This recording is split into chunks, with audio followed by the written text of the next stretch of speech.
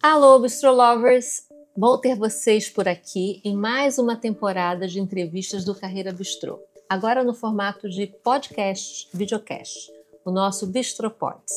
Sou Deise Gomes, CEO do Carreira Bistrô, uma consultoria especializada em estratégias e soluções ágeis e integradas de cultura organizacional, educação corporativa e engajamento. A ideia desse projeto é criar um espaço de diálogo, de narrativas e troca de experiências a partir de temas atuais e tendências que contribuam não apenas para o mundo corporativo, mas que impactem positivamente e gerem valor para a construção de um mundo mais humano, colaborativo e feliz. Nossos convidados são executivos, especialistas, consultores, autores, pessoas que tenham boas histórias para compartilhar. E no episódio de hoje vamos conversar sobre sustentabilidade humana no ambiente corporativo, um tema relevante em um momento que estamos evoluindo com os conceitos de emprego e de trabalho. E mais ainda, estamos evoluindo com as relações entre empregados e empregadores. Para ajudar a construir um contexto, busquei algumas referências importantes que não esgotam, evidentemente, a complexidade do tema, mas que nos ajudam a entender o quão desafiante e urgente é a questão. A primeira referência é a pesquisa da Deloitte, a Global Human Capital Trends, de 24, que traz a provocação de inserir o humano na sustentabilidade, afirmando que a sustentabilidade é um jogo de longo prazo e que as estratégias postas em prática hoje vão determinar o futuro e, evidentemente, as gerações futuras. Também busquei referências em 2 livros que abordam bem o impacto do tema. O primeiro foi Sociedade do Cansaço, do filósofo coreano Byung-Chul Han. E o segundo, Morrendo por um Salário, do Jeffrey Pfeffer, um pensador americano sobre comportamento organizacional e gestão. Na tentativa de fazer uma resenha sobre esses livros, eu poderia destacar que Byung-Chul Han diz que vivemos numa sociedade do desempenho, do doping, da violência neuronal, que valoriza indivíduos inquietos e hiperativos e que valoriza o excesso, a produtividade e que isso gera o cansaço e esgotamento. E para Jeffrey, ele diz que precisamos primeiro entender e depois alterar as condições de trabalho, porque atualmente essas condições matam e adoecem as pessoas. Bem, para conversar sobre isso, sobre esse tema, e já com todas essas questões já em processamento, eu convidei 2 mulheres incríveis, 2 amigas, pessoas que eu tive a oportunidade de trabalhar em projetos ao longo da minha vida profissional. São elas: Ana Mockney, sócia da consultoria de capital humano Deloitte, uma sólida carreira na área de gestão de mudança, desenvolvimento organizacional e estratégia de recursos humanos. E Solange Musa, também uma executiva com sólida experiência na área de capital humano, com uma carreira desenvolvida no sistema Petrobras, onde foi head de empresas como a Petrobras Distribuidoras e Petrobras Transporte, e atualmente consultora e vice-presidente da BRH Rio de Janeiro. Queridas, um prazer enorme recebê-las. Vocês não têm noção da honra, da felicidade de poder conversar sobre isso com vocês. Então, estamos aqui para isso. Muito obrigada pela presença. E, assim, muito provocada por tudo isso, acho que a gente pensar um pouco como é que a gente pode atuar no mundo melhor, em organizações mais saudáveis. E aí, para começar, eu tenho assim uma pergunta, Ana, que assim, quando eu li a pesquisa, e eu sei que você está muito envolvida nela, eu acho que vale a pena para quem está nos ouvindo esclarecer o que é essa tal de sustentabilidade humana, dentro de um contexto organizacional, do que a gente está falando? Deise, super obrigada pelo convite. Você sabe que para mim também é um prazer enorme estar aqui com você, podendo compartilhar, dividir essas ideias. Você sabe o quão apaixonada eu sou por essa pesquisa, e de verdade sou. Eu também, tá? Eu sou usuária. Desde que eu cheguei na Deloitte, eu tenho trabalhado com ela e acho que ela é uma referência e inspira todos nós, dá um norte. Então, obrigada por poder estar aqui discutindo com você. E essa tal de sustentabilidade humana, né, ela é a primeira tendência que aparece para a gente no relatório por conta da importância, efetivamente, que é a gente se atentar para o valor das pessoas, né? A contribuição que os seres humanos têm para dar nesse momento que a gente está vivendo, que é um momento de muita mudança, de muita disruptura, né? E que a gente vai precisar a olhar em outras perspectivas, a lidar com outras camadas nossas que talvez tiveram ficado guardadas aí ao longo de uma boa jornada, e que a gente foi se moldando para poder viver nesse ambiente organizacional. Só que agora não dá mais para adiar isso, né? Até porque falar da importância, né, do que é criar valor para as pessoas, criar um espaço de realização, onde elas se sintam pertencendo, onde elas tenham um bem-estar acolhido, atendido, onde elas possam ser elas mesmas, com tudo aquilo que elas trazem nas suas bagagens, e isso ser extremamente relevante para esse momento que a gente está vivendo. É um momento de inflexão mesmo, de mudança, né? Como está sendo dito aí no SXSW, nós vamos viver uma geração de transição. Então, esse papel é muito importante, e o desempenho humano vai estar no centro de todas essas conversas. Então, o desempenho humano ele vai nos dar a possibilidade de ir para esse outro nível. E para que as pessoas alcancem esse desempenho, elas vão precisar verdadeiramente estar na sua essência, né? Ter o seu valor reconhecido. Então, quando a gente define sustentabilidade humana, efetivamente, quando essa organização ela cria valor para as pessoas como seres humanos. E ela promove a saúde, o bem-estar, o desenvolvimento de habilidades, aumentando a empregabilidade, gerando bons empregos para as pessoas com qualidade, oportunidades de crescimento, progresso, equidade. Então, é uma ambiência que pode favorecer e nos apoiar a viver tudo que a gente tem para viver. Eu definiria de forma bem resumida. Eu adoro essa coisa da ambiência, né? Porque realmente, né, você cria condições, né? Quando você fala de uma ambiência, é que nem você vai receber uma pessoa na sua casa, né? Você quer criar uma condição de bem-estar, da pessoa se sentir à vontade, da pessoa ser bem recebida. De pertencimento. De fazer parte daquilo, eu com o meu jeito, com as minhas coisas, a minha história, o meu passado, meus sonhos, tudo aquilo o meu potencial. Mas é um grande desafio, né, Ana? Sim. Porque não é um negócio assim simples, né? Você fala assim, puxa, vamos criar. Tem tantas questões, porque também tem as particularidades, tem os perfis, né? Sim, com certeza. Não é... Eu acho que essa nova equação, o que a gente precisa entender claramente é que quando as pessoas prosperam, os negócios prosperam. Sem dúvida. Então, isso para mim é um lugar de muita potência, que eu acho que a gente tem muito para explorar, a gente tem muito para aprender, mas a gente tem muito para explorar e poder realizar novas coisas. Eu acho que essa é o grande convite. Repete isso, quando você fala que é o que quando as pessoas... Quando as pessoas prosperam, os negócios prosperam. Então, porque eu acho que a gente vem para o nosso lugar de potência. Então, se eu sou aceita, se eu tenho um espaço de confiança, se eu tenho segurança... Eu dou o melhor de mim, né? Eu dou o melhor de mim. E a gente vai precisar muito que as pessoas estejam nesse lugar para que elas possam dar esse salto. Porque é muita coisa que está mudando e muito rápido. E quando a gente olha isso, né, e até mesmo essa pauta, né, do ESG, enfim, da sustentabilidade, que sempre foi focada muito no business, no negócio, né? Acho que agora você está trazendo, a pesquisa ressalta isso, né, a questão do humano. E quando a gente pensa assim, vamos pensar lá de cima, para a gente depois fazendo esse desdobramento. O que você imagina, Ana, hoje que é o grande foco de atenção e até mesmo de preocupação dos boards, das altas lideranças? Onde é que está o foco, né? Porque é um grande desafio fazer isso tornar realidade. Você trouxe, a gente olha, você fala, poxa, faz o maior sentido do mundo, né? Pensar nessa sustentabilidade, pensar no melhor das pessoas, pensar... Mas é um grande desafio fazer isso se tornar realidade no mundo das organizações, tendo em vista resultado, tendo em vista performance, tendo em vista uma série de concorrência, mercado.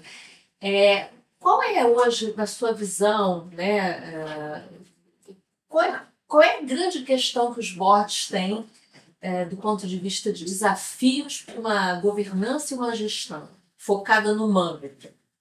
Eu acho que o grande desafio que os board, que os executivos que ocupam essas posições que eles têm é que eles precisam ajudar a criar valor para as pessoas que trabalham para as organizações e para todas as outras que estão conectadas a essa organização. Então, não é mais só para aqueles empregados que pertencem à minha empresa, é para o ecossistema que está no entorno, é para a sociedade. É o que eu retorno para a sociedade, é o que eu recebo da sociedade para produzir o que eu me proponho a produzir e o que eu devolvo para essa sociedade nessa troca, nessa relação. Tem uma relação boa para todo mundo. Eu acho que essa é uma das maiores tomadas de consciência que a gente precisa. Isso que assim, meio que do lado de fora mesmo, né? Assim, no sentido não é só do lado interno da empresa, né? O que está acontecendo, o impacto que isso traz lá fora. Em toda a cadeia, vou chamar assim. Exatamente, toda a cadeia. Não só as pessoas que estão no meu entorno, como toda a minha cadeia produtiva. A minha responsabilidade por conectar toda essa cadeia.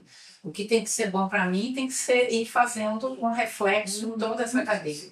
Então, promover reflexões e soluções, isso vai demandar um olhar muito diferente para trabalhar a cultura organizacional. Né? De mudança de mentalidade, porque a gente veio de uma referência onde tinha uma mentalidade muito extrativista, eu tiro, eu produzo, quanto mais eu quero tirar, performance. Isso. Transacional, e a gente está indo para outro lugar. Então a gente está indo para um lugar de desempenho, de performance humana, que é outra coisa, que é diferente, para poder devolver isso, traduzir isso em resultados melhores para a sociedade, para todos nós. Né? Eu acho que essa é uma consciência que muda, é uma mudança de mentalidade, que é muito importante que esse board tenha clareza disso. Por quê? Porque toda essa relação entre o empregado, o empregador, líder, liderado, tudo está mudando, né? E a gente está vendo, a gente está vivendo um momento onde muitas coisas estão também sendo bastante preocupantes, né? Porque é muita mudança ao mesmo tempo, é uma quebra de paradigmas, é a tecnologia atravessando as nossas vidas, é uma disrupção gigantesca. A questão da inovação, o ChatGPT, a inteligência artificial generativa. Então, tudo isso vai mexer com a gente em muitas questões. E isso está trazendo muito problema para dentro das organizações, porque nós somos seres humanos, né? Então, não necessariamente a gente estava preparado para lidar com isso tudo. Então, a gente está vendo esgotamento dos nossos colaboradores, dos nossos liderados, de uma forma muito significativa, que eu acho que essa é uma pauta extremamente relevante. Eu acho que a questão da extinção, o medo, a questão de lidar com a extinção dos empregos, porque a inteligência artificial vai tomar conta de tudo. A Deloitte não se posiciona com essa forma de olhar. A gente vem falando isso muito desde que a gente falava de futuro do trabalho, já há mais de 6 anos, com as pesquisas anteriores. É um olhar um pouco aterrorizante, né? Então, é olhar para isso de outra forma. A inteligência artificial vai, sim, mas o que eu posso fazer com isso? Como é que eu ajudo a preparar as pessoas para o mundo que está aqui? Que não substitui o humano. Não. Muito pelo contrário. A gente vai ver que a gente vai precisar de habilidades extremamente humanas para poder lidar com esse momento, né? Principalmente porque a gente precisa desenvolver novas competências. A velocidade com que um determinado aprendizado, um conteúdo é muito mais rápido do que era antigamente. Nós tínhamos ciclos mais longos de aprendizados.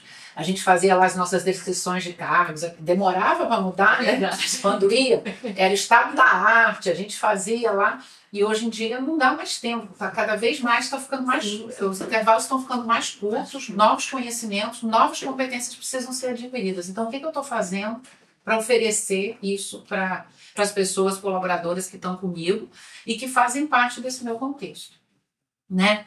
Então, eu acho que isso aí é uma mudança significativa. Então, o board, os conselhos, os CEOs, todo mundo precisa estar ciente desse momento que a gente está vivendo, até mesmo para ter esse sponsorship necessário para se fazer as mudanças que precisam ser feitas. Né? De verdade, é um momento de transformação onde todos estão... A própria relação de trabalho mudou muito, né? A forma como essa relação acontece do empregado, do empregador, as expectativas, né? É um outro formato, né?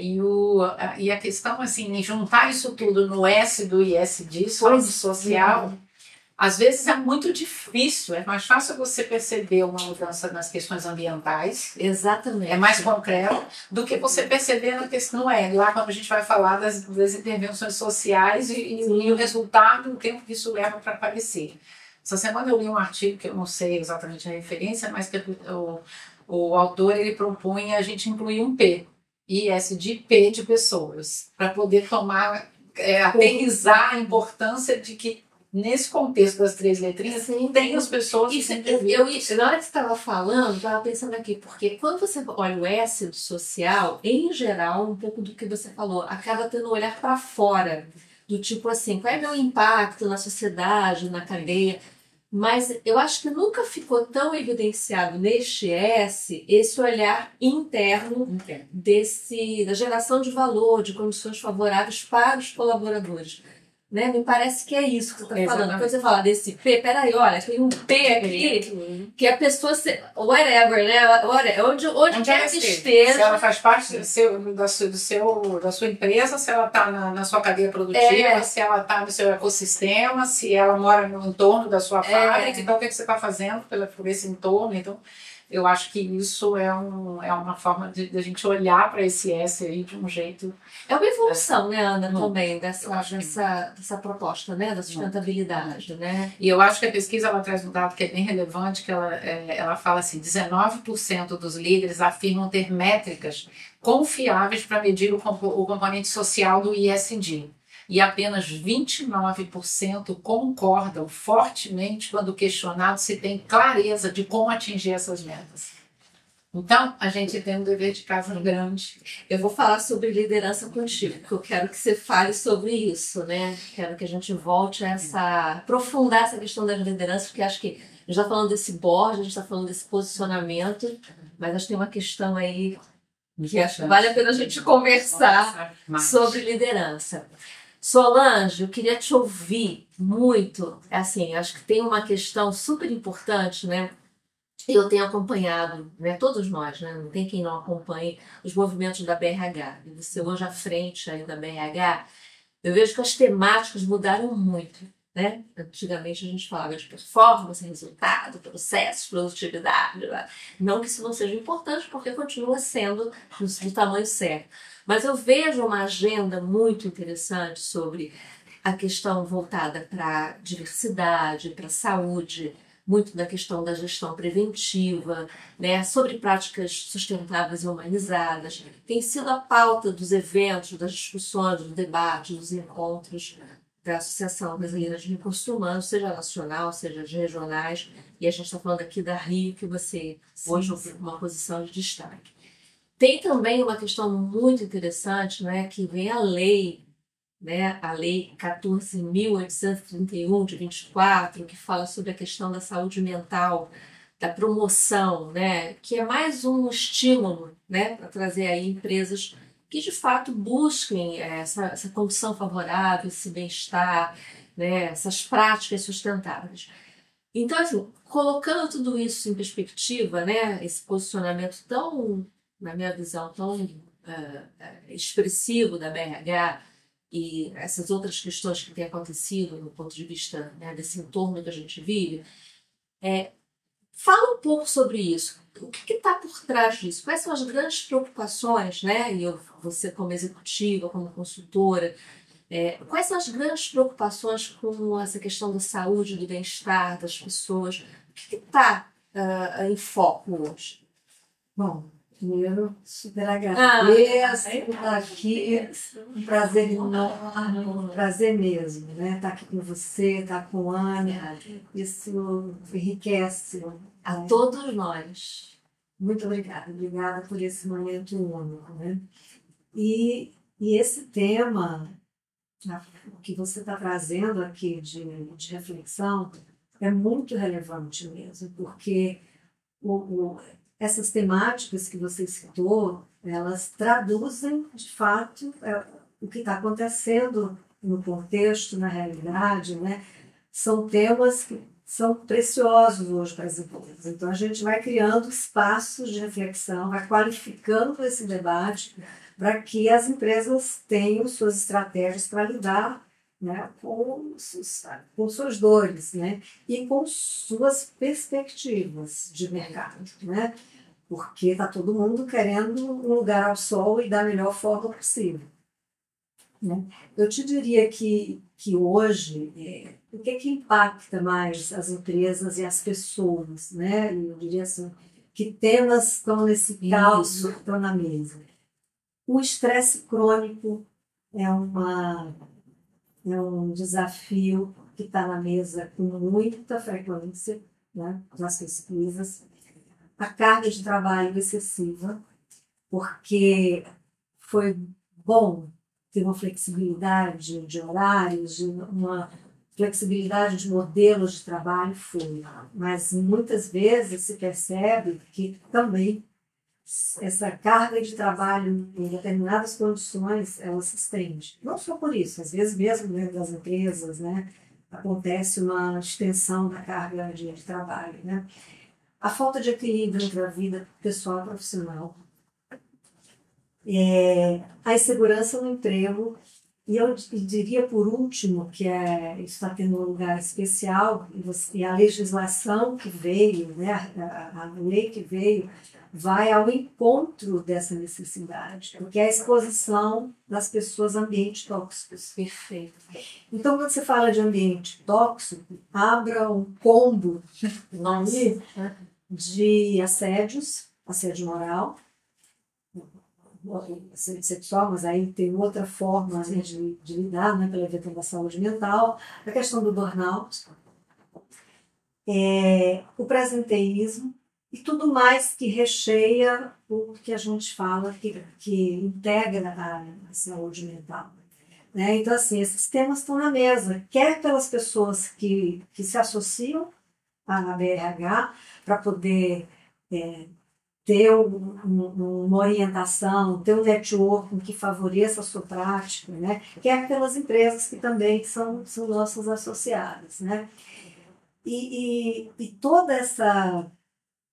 esse contexto hoje traz um grau de criticidade e mais uma vez eu falo, a lei pode ser um grande impulsionador, desde que ela não seja tratada burocraticamente, né? Se as empresas acolherem isso, vai ser muito bom. Primeiro porque chega no lugar onde ela nasceu, que é a promoção e a prevenção da saúde. Né? E dentro desses temas de saúde mental, que é como você identifica o estresse, como você identifica a depressão, como você identifica níveis mais graves, né, de adoecimento emocional, eu assim, acho que a gente está vivendo um tempo, Deise, que está muito interessante, porque a questão das ODS, a questão do ESG, traz assim, a questão da diversidade muito forte, a questão da equidade, né, da inclusão. São todos esses temas, como também o da saúde mental, são onde a gente tem sofrimentos, dores, é onde a humanidade criou preconceitos muito fortes exatamente para não tocar nas feridas. Então, eu acho que esses nossos tempos são muito interessantes, porque a gente está descortinando o que mais dói no humano. Né? E se a gente puder lidar com isso de uma outra forma, né, com mais respeito e com mais conhecimento e acolhimento para essas questões, eu acho que isso dá uma virada na nossa forma de viver e de fazer as coisas. Né? A lei, ela traz também, fora a questão da promoção, ela traz incentivos, né, assim, redução de impostos, né, para as empresas, e traz um certificado de saúde mental que as empresas vão poder utilizar na sua forma de divulgar, né, as suas estratégias, as suas políticas, com esse cuidado especial com as pessoas. E nessa direção, nós tivemos um fórum de saúde na semana passada, e teve um palestrante que nos recheou com dados muito significativos. Eu estava até comentando com a Ana no início que eu gostaria aqui de trazer, porque isso dá uma dimensão da criticidade do problema que a gente está falando, das questões que a gente está falando aqui, né, do humano. transtornos com depressão e ansiedade já atingem cerca de 1 bilhão de pessoas no planeta. E 14% deles são adolescentes. Uau! São dados da OMS de 2022. Né? O Brasil é o país que mais tem casos de ansiedade. 63% de ansiedade e 59% de depressão. São dados da USP de 2021. 53% dos brasileiros acreditam que o seu bem-estar piorou após a pandemia, que é de uma área de pesquisa de 2021. A prevalência da depressão no Brasil é a maior entre as nações em desenvolvimento, com um total de 10,4% dos indivíduos atingidos. Isso é de Harvard. Então, assim, as pesquisas têm aprofundado, né, e têm trazido a seriedade, assim, não é mais um sentimento, né, são estudos que estão sendo feitos em vários lugares do mundo e estão detectando, né, a gravidade do que a gente precisa fazer, algo e estamos fazendo com Se isso. torna Né? incontestável, né? Aqui, Dados e fatos. dentro dessa condição dos afastamentos que a gente vai tocar, né, assim, nos últimos 10 anos, a concessão de auxílio-doença acidentária devido a tais males aumentou quase 20 vezes. Isso é dado do Ministério da Previdência Social. E 9 de cada 10 brasileiros no mercado de trabalho apresentam sintomas de ansiedade. Né? Então, assim, são coisas alarmantes, e que de fato a gente precisa ter estratégia, precisa ter estrutura, precisa ter direcionamento para a gente virar Eu diria tratativas, né? Porque às vezes a gente está focado em outras questões, e a gente até vai falar de liderança, né, de novo, mas assim, o quanto que até a própria liderança, já antecipando um pouco isso, precisa ser preparada a lidar com as próprias questões, porque isso não está no outro, está em mim também, né? Mas é isso, às vezes a gente faz assim né, como se a gente não estivesse enxergando o que isso está acontecendo, vamos, né, seguir em frente, mas o quanto que isso é crítico do ponto de vista exatamente da sustentabilidade, do resultado, enfim, é impressionante. E assim, as pesquisas estão acontecendo não só identificando os dados de criticidade do nosso contexto, no que se refere às pessoas de adoecimento por esses motivos, mas também tem outras pesquisas que mostram que quando se dá atenção, né, quando se investe no nível de consciência maior, quando você prioriza as questões humanas, equilibra um pouco mais o humano e o negócio, né, de como isso faz diferença. Então, assim, nós temos hoje pesquisas muito significativas para identificar a criticidade, mas também das receitas que vêm de como é que a gente pode atuar para reverter, né, ter remédio. Nós temos remédios nas mãos, na forma de atuarmos. Fala um pouco sobre isso, porque acho que era legal pensar assim, né, dentro desse cenário, né, assim, o que seria possível, né, assim, o que seria recomendável para se criar uma cultura de bem-estar e segurança e saúde mental? O que tem aí por trás que os especialistas estão trazendo, os estudos estão mostrando? Olha, vou nas pesquisas Por aqui. favor, eu amo pesquisa, Solange. Eu acho que as pesquisas nos trazem assim, referências importantíssimas, né? Porque vai analisar exatamente fatos, dados, né? Vai mostrar coisas que estão acontecendo de forma positiva, negativa. Então, tem pesquisa aqui de quem trabalha com ciência da felicidade, né? Onde a neurociência vem estudando que colaboradores felizes, porque às vezes esse feliz tem um clichê, né? Tem. Às vezes mas assim, não é bem compreendido que a gente está trazendo felicidade, as né? pessoas mais... Não é uma utopia, né? Não é aquela exatamente. questão, mas não é festivo. Que é quem está equilibrado. Isso. Quem está na sua melhor condição, o seu equilíbrio. Se perguntou do bem-estar, né? Eu gosto muito daquela visão da psicologia positiva, daquelas 5 dimensões que representam que é você estar bem no aspecto espiritual, né? Vê se me ajuda se eu não esqueço. intelectual, relacional, Sim. físico. Né? Então, esse combo de dimensões Esse equilíbrio, né? Esse equilíbrio, né? Então, Às vezes um está menos, outro está mais, mas no todo você passa na média.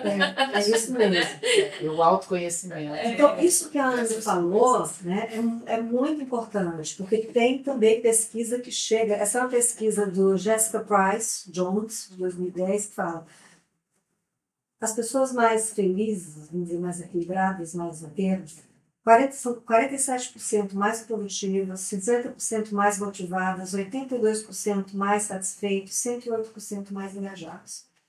E aí, quando vocês trazem os aspectos da liderança, né, tem ganhos aqui, tem ROI para essa história, né? Tem retorno, porque assim, para cada R$1, isso é dado da OMS, tá? De 2020, para cada... Gente, anota aí, hein? Para cada dólar investido no bem-estar do colaborador, estima-se um retorno de $5 para a empresa em melhorias de saúde e produtividade. Isso não é pouco. Né? E isso é assim, alvissareiro. Né? Então, se você consegue ter um trabalho genuíno, que toca as pessoas, que consegue esse equilíbrio do negócio, mas as pessoas, porque assim, nós todos precisamos viver, precisamos que as empresas funcionem, que elas gerem as riquezas, que o mundo funcione. Eu não estou aqui dizendo, vamos olhar só para as pessoas e deixa, não. Né? São mundos que precisam se complementar. Né? E aí tem, se você capacita as lideranças, se você trabalha transformações, né, da cultura para que elas se tornem mais favoráveis, com esse olhar mais atencioso, mais respeitoso, né, tem resultados diretos. É o que você falou, né? Da questão do humano e da própria organização. Os dois prosperam, né? Os dois prosperam. Prospera o humano, prospera a organização, quer dizer... A gente ganha em engajamento e produtividade. A gente ganha em redução do absenteísmo. A gente ganha em retenção de talentos. A gente ganha em redução dos custos dos planos de saúde, que estão estratosféricos, né? E a gente ganha em maior inovação, criatividade, resiliência, que é onde essa pesquisa traz um conteúdo riquíssimo para essa... Que competências são essas do humano que a gente precisa mais do que nunca preservar? Na história do trabalho, na história, né, das organizações do planeta, eu diria assim. Nossa, sensacional. Adorei, né? Incrível, né, Ana? Muito bom. Poxa, esses dados assim nos dão uma dimensão da criticidade realmente, né? De que assim, não dá para não ter olhos fechados para isso, né? E trazendo a história do... E tem uma questão que a própria pesquisa fala também da transparência, lidar com a transparência dos dados. Isso. Porque essas pesquisas estão disponíveis para todo mundo. Todo mundo sabe. E aí você pergunta o que você faz com isso e retorna para mim. Né? Essa relação do quão a gente investe em saber mais os dados das pessoas que estão no nosso entorno, nas organizações, dá a possibilidade da organização devolver isso em programas que possam ajudar a endereçar essas questões. Em relação a isso, né? E aí a pessoa dizer, ok, meus dados estão disponíveis, eu estou sendo conhecido, estão sabendo o que eu estou vivendo, mas eu estou recebendo em troca, por exemplo, uma possibilidade de um plano de benefício para me atender num determinado momento da vida, que aquilo para mim faz sentido e é relevante. Talvez para um jovem de início de carreira não vai fazer o sentido, mas para mim, que já estou num outro momento, possa fazer. Então, esse tipo de transparência de relação com essas informações, elas são extremamente importantes. E você sabe que você está falando isso, me lembrou, né, assim, desse mundo da consultoria que a gente vive, né? Quantas organizações não querem enfrentar a realidade, né? Então, assim, é uma pena, porque às vezes você tem dados, você faz, a gente estava falando sobre isso agora há pouco, diagnósticos, você faz levantamentos e tal, a pedido da própria organização, né, dentro de um projeto, ou seja, cultural, e aí quando você apresenta os dados, não, isso não é verdade, isso não é possível, não, aqui não, ou então tipo assim, não, isso, não vamos nem olhar para isso, E você fala assim, que está perdendo uma grande oportunidade, né, de enfrentar uma questão Porque naquele momento aquilo não está bacana, aquilo não está atendendo, não está satisfazendo as pessoas, é uma questão, e às vezes a organização se coloca como, enfim, omissa em relação àquilo, né? Acha que aquilo não é uma verdade, acha que aquilo não é uma prioridade, e deixa de tratar um ponto que às vezes é transformador, né? Na questão do bem-estar, na questão enfim, de oferecer algo melhor para as pessoas. Porque eu digo assim, as pessoas elas não pedem o impossível. Se você pensar bem, as reivindicações, as necessidades, não são nada de impossíveis.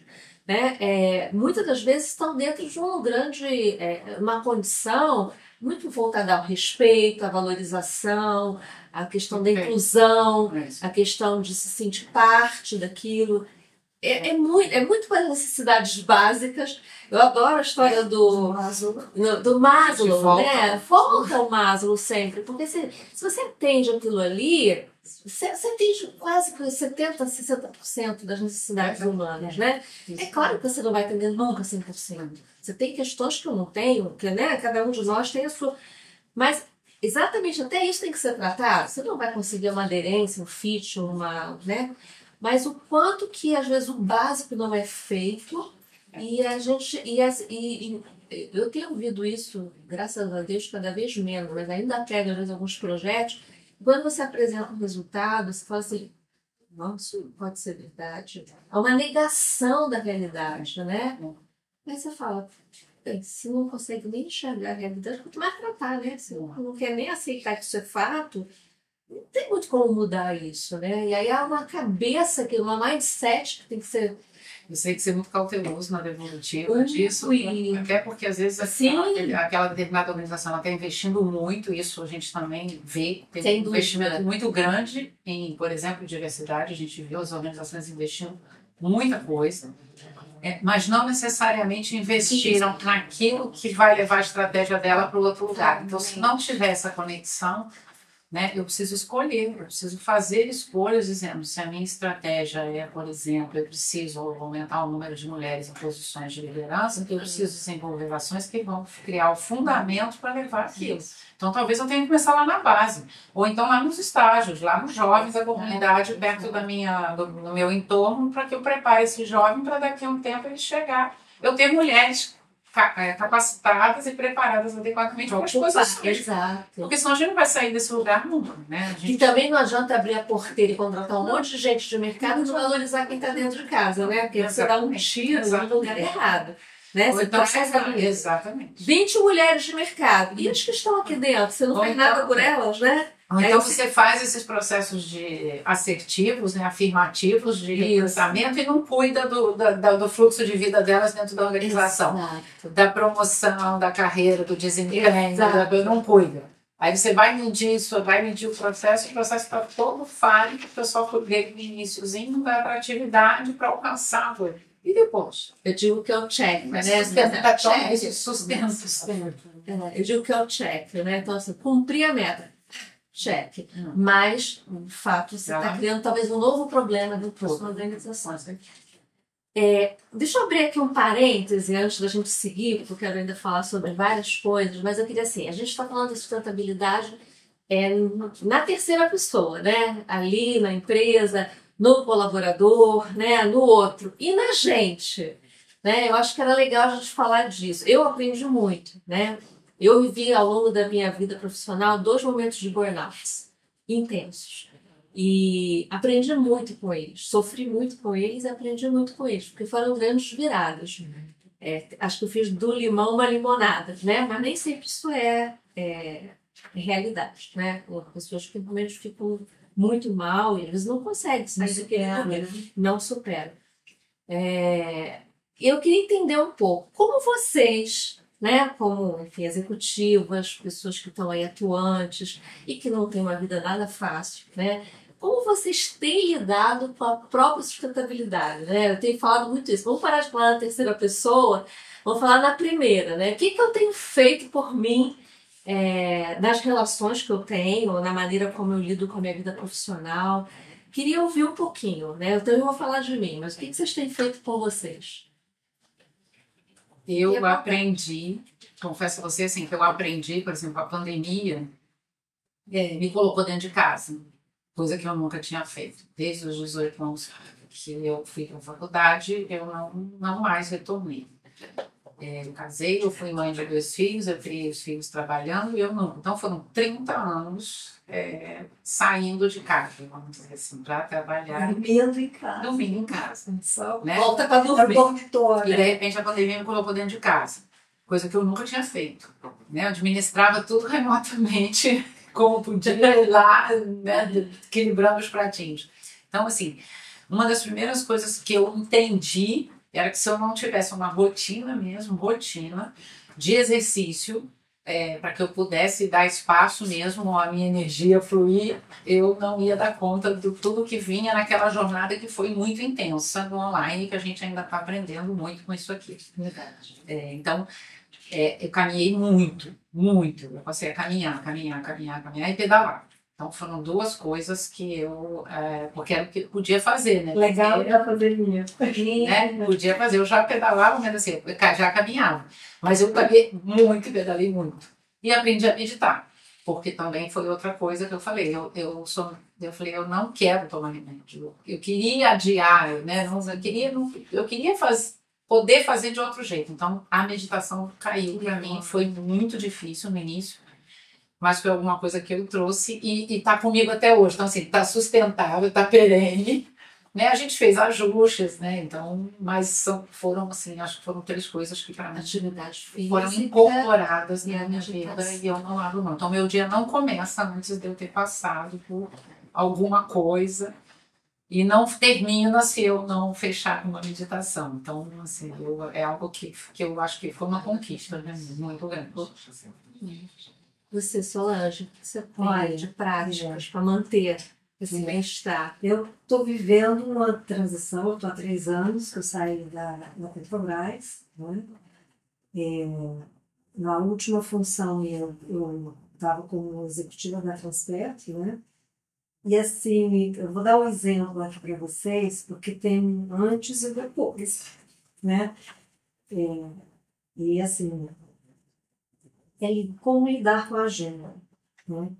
Eu, nessa vida de executiva, no mercado, quando eu estou no mercado de uma forma mais seletiva, de uma forma mais light, mas naquele tempo, a minha visão de que era fazer agenda, a agenda não era minha. Eu tinha orgulho de dizer, a minha agenda não é minha, a minha agenda é dos clientes, a minha agenda é da equipe, a organização.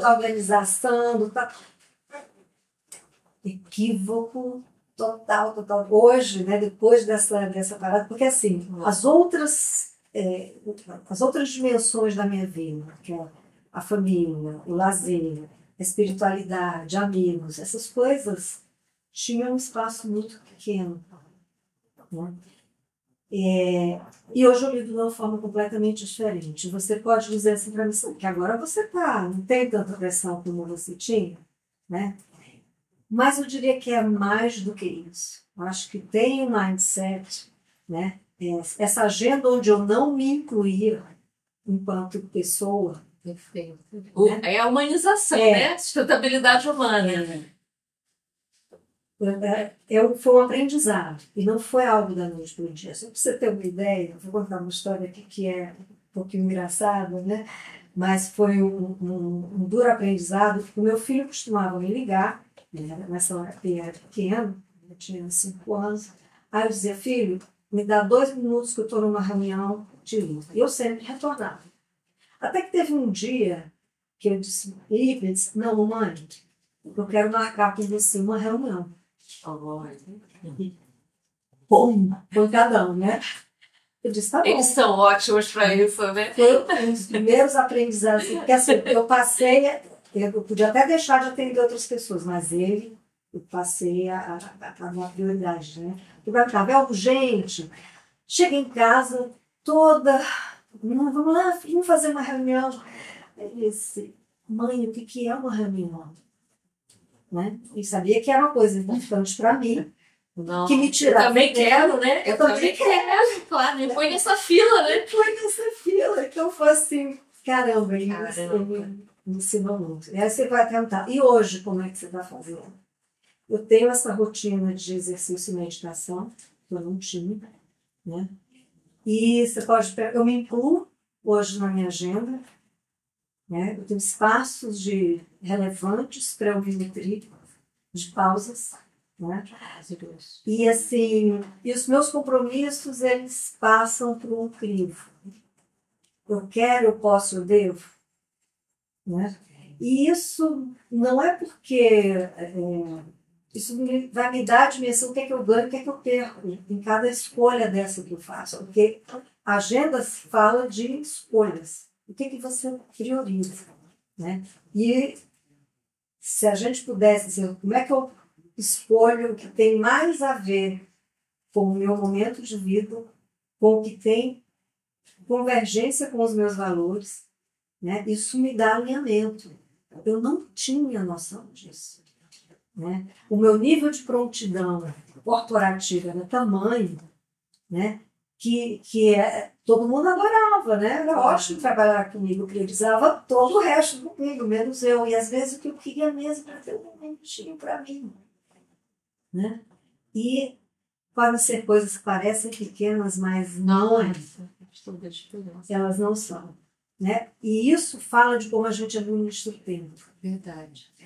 Essa moeda tão relevante de hoje e que ela nem sempre é tão tangível, porque se você está focado em uma coisa que aquilo ali está te dando prazer, o tempo distende, né, de uma forma. Quando você está ali no bate do gente, vai esbaforido, o dia acabou, aí você não sentiu. Então, assim, essa forma de gerir o tempo é uma coisa que eu disse, nossa, que pena que eu só vim aprender. Não foi antes, né? Não foi antes, né? Então, assim, essa gestão da agenda, essa gestão do tempo, para mim, hoje, ela tem um outro sentido. Não é só gerir calendário e hora, não. Né? É passar por um crivo do que é significativo para mim. Nossa, incrível. Eu vou compartilhar também um pouco da minha situação. Eu acho que eu comecei a ter foco, maior qualidade de vida para mim, quando eu aceitei quem eu era, do jeitão que eu era e do que eu gostava de fazer. Né? Então, assim, eu comecei a falar os nãos. Então, a própria vida executiva, para mim, por mais que eu até tenha tido sucesso, não era o lugar que eu queria estar. Porque meu lugar é a criatividade, da inovação, da criação. Então, quando eu me dei conta disso, eu falei o seguinte, não é o status, não é o lugar, não é a posição, é poder fazer algo que eu acredito. E isso já me deu uma liberdade enorme, né? Deu me libertar de uma armadura, né? Mas mesmo assim, não foi uma coisa simples, não. Não é uma coisa assim do dia para a noite, né? Porque você tem muitas cobranças que você carrega, as próprias pessoas ao seu redor te cobram, né? Uhum. Então, me aceitar neste lugar, né? De um lugar mais light, menos formal, mais criativo, e me cercar de pessoas mais estruturadas, né? Que isso me deu uma qualidade de vida. Tanto é que hoje, dentro da estrutura que eu tenho as pessoas que lidam com as rotinas, com os processos, né? Para me tirar desse lugar para que eu possa ser mais eu. Né? Que eu possa viver esse lugar de prazer. Claro, tem também desprazer também. Tem coisas que eu tenho que enfrentar. Não é fugir da realidade, né? Não é isso, não é nenhuma utopia, né? Mas é um pouco disso. E aí eu acho que o que eu aprendi foram duas coisas. É dizer não, não quero. Adoraria, mas não quero. Né? Eu brinco muito com isso. Ah, que tal? Adoraria, mas não quero. E dois, delegar. Né? Porque a delegação também é uma arte, né? Você quer, às vezes, que aquilo saia... Eu sou muito perfeccionista. Então, às vezes, você quer que saia muito bem feito. Mas, assim, se você quer colocar do teu jeito, ninguém vai fazer do teu jeito. Então, assim, você tem que aprender a delegar. Eu queria voltar à questão das lideranças. Ana, a gente falou, acho que a gente trouxe aqui um pouco de cada um de nós.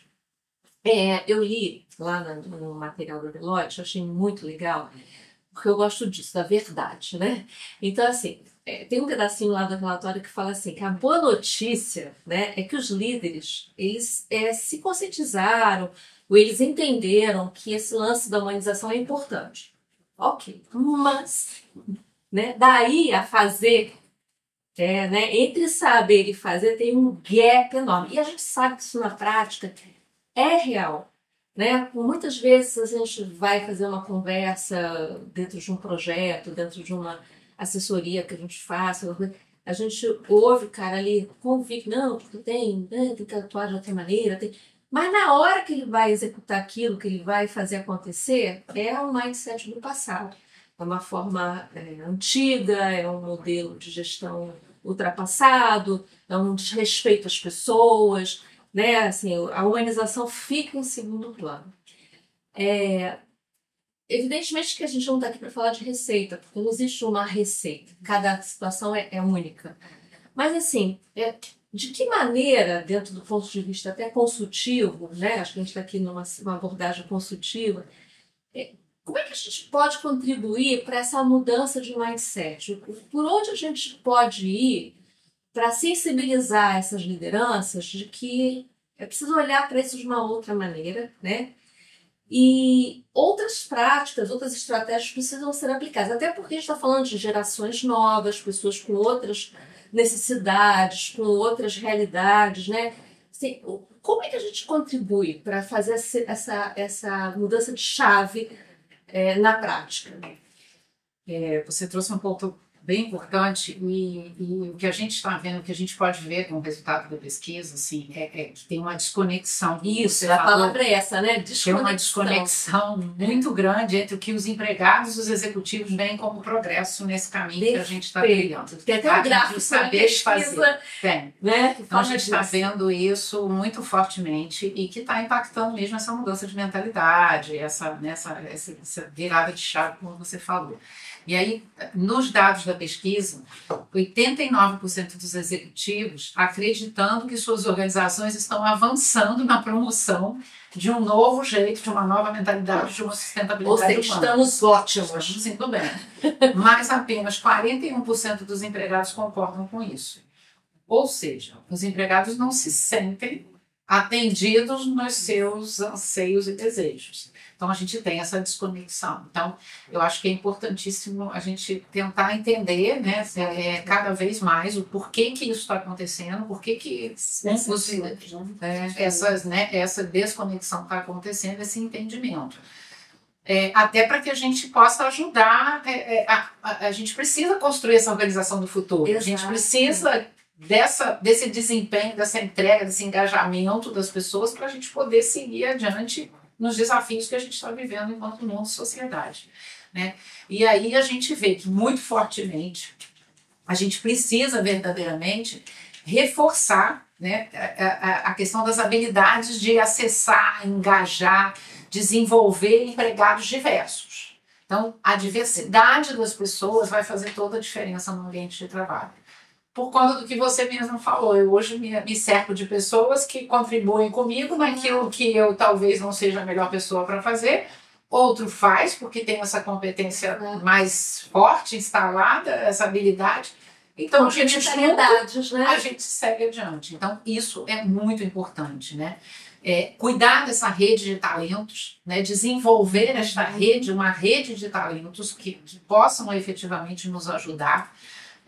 Que seja uma rede de talentos robusta e diversa. A gente tem falado muito nas organizações orientadas por habilidades. Então, isso é muito valioso. Saber montar o seu time nesse mix de... Não seja cópia de mim, né? Não, muito pelo contrário, que traga essa diversidade mesmo de pessoas, de mentalidade, de idade, de vida, de história de vida, de formação. Então, assim... eu adoro dizer, quando eu olho para o meu time de gestão de mudança, eu digo, gente, tem de A a Z, tem do economista ao psicólogo, ao comunicólogo, ao filósofo, tem todas as possibilidades, porque lidar com transformação é isso. Então, essa riqueza de olhares, ela é muito relevante para a gente viver tudo isso que a gente está vivendo, né? Eu acho que, assim, saber transformar o lugar que a gente trabalha, esse ambiente em mais produtivo, e aí as métricas que a gente usou no passado não se aplicam mais. Elas precisam ser são outras, né, Ana? São outras. A gente precisa aprender a olhar de outra forma, né? A avaliar as pessoas de outra forma, a reconhecer as pessoas de outra forma. Então, isso também é muito relevante nesse momento. Eu acho que a gente também precisa ampliar o nosso olhar para riscos humanos. A gente fez isso muito bem para a saúde. Nós viemos de uma empresa extrema, trabalhamos juntas, fizemos muito bem os riscos operacionais, sabíamos medir indicadores para tudo, medidas. Solange veio para o mesmo universo de empresa.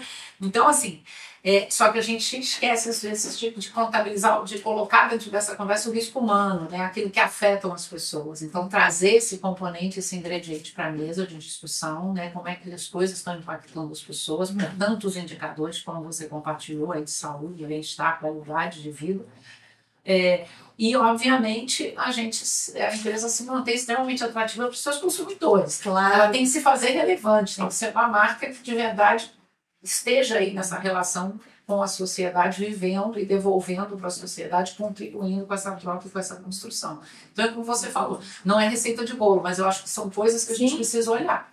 Né? E dentro, cada indústria no seu momento, no seu momento de curva de mudança, de maturidade, de transformação, encontrar aquilo que faz sentido no seu negócio. Eu acho que quando você fala isso, eu vejo muito assim, a gente trabalha com essa questão do desenvolvimento, né, organizacional, desenvolvimento humano.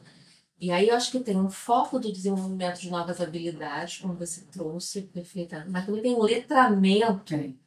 Porque tem coisas muito novas, né? E aí a gente entra, não é desenvolvimento, é letramento mesmo, é alfabetização, assim, do tipo, deixa eu te contar coisas novas que você não, né, de repente nunca se deparou. Até instrumentalizar para você poder lidar com essas coisas, porque não necessariamente você não foi exposto, você sabe, você tem recurso para isso. Então, assim, a gente vem vivendo muito isso com a questão da liderança inclusiva. Né? O que é ser um líder inclusivo?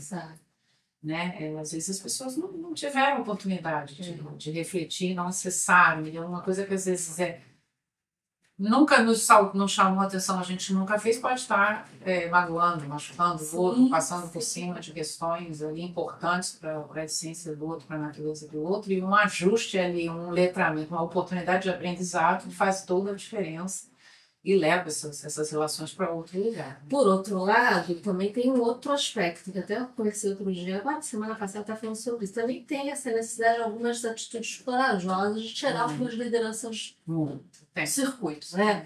Falar o seguinte, olha, não cabe mais, né? Porque, por mais que você tenha assim, a intenção de desenvolver, mas tem algumas posturas que às vezes não mudam e que não cabem mais. E aí você vê assim, é tão tóxico para o ambiente como um todo que assim, não justifica, né?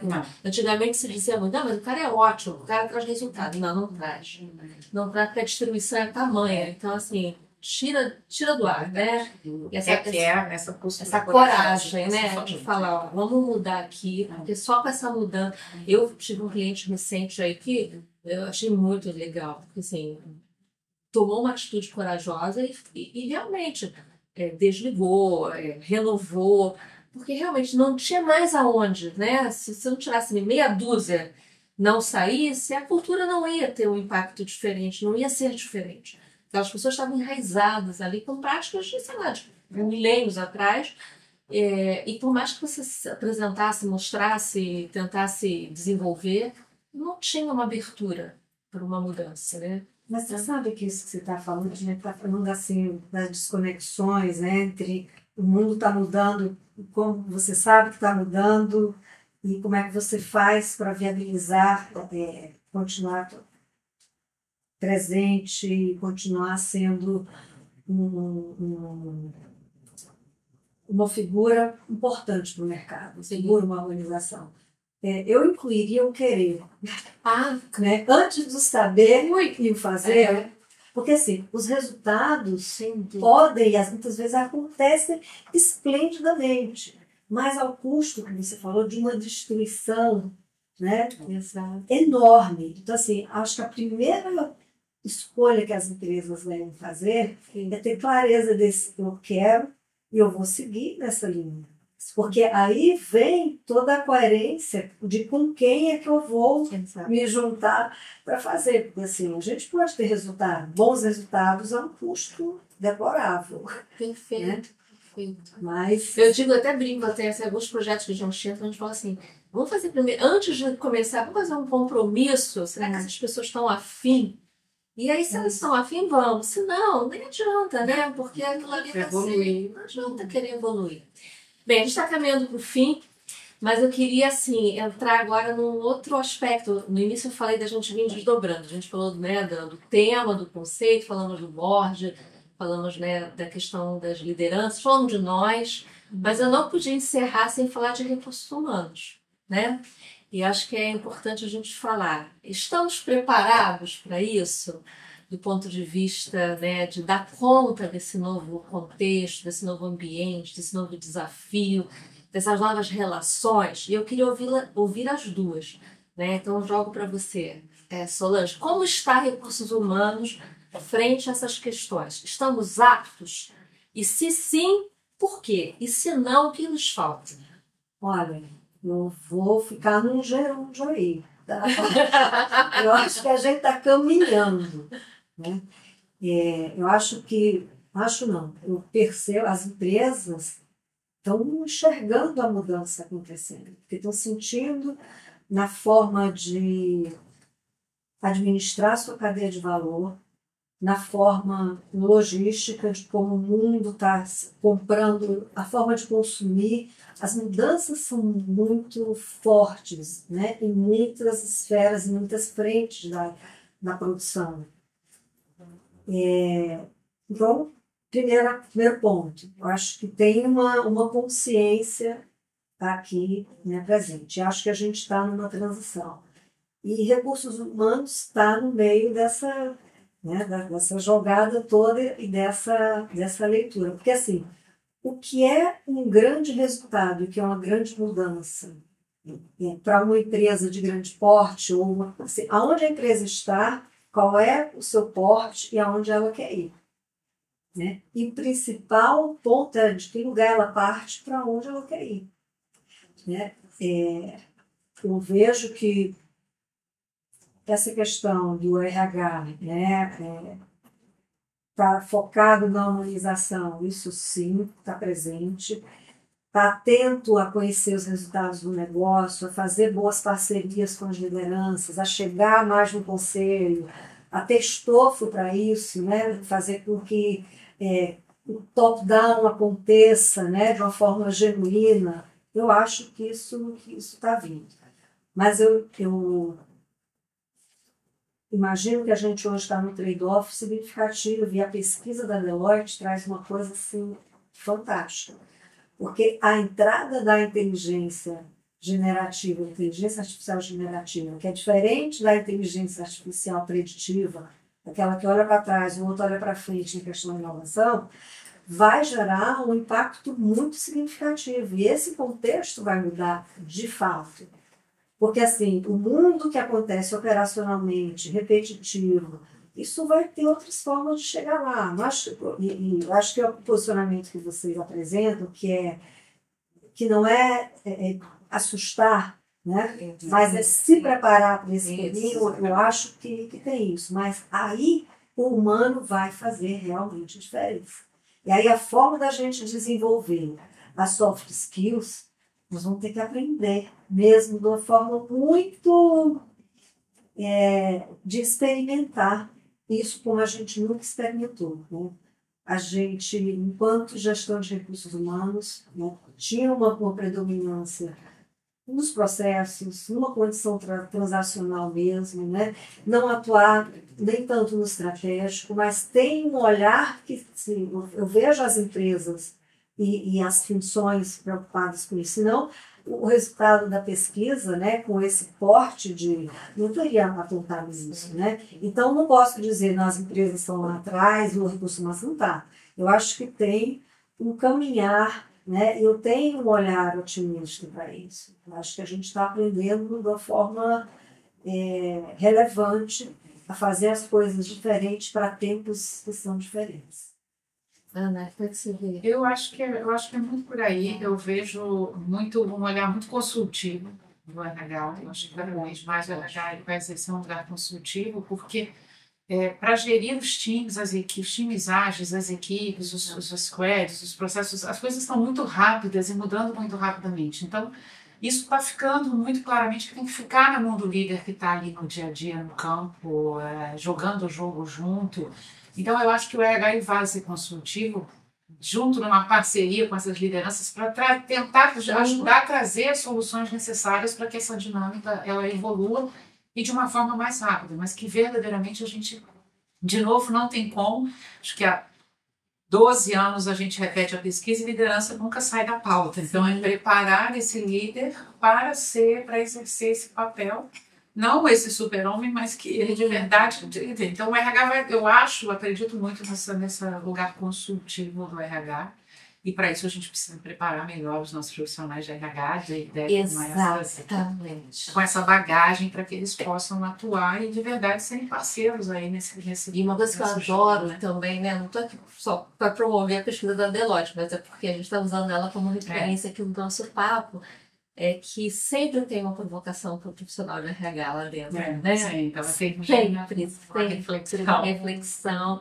E o lugar é esse que você quer ocupar. Isso, eu acho que essa é a pergunta. Eu convido a RH a fazer essa reflexão permanentemente, que o lugar é esse que eu quero ocupar e o que eu estou fazendo bem e aonde eu preciso investir mais, né, para poder ter uma contribuição relevante, né, dentro desse contexto tão complexo, tão difícil que a gente está vivendo, né?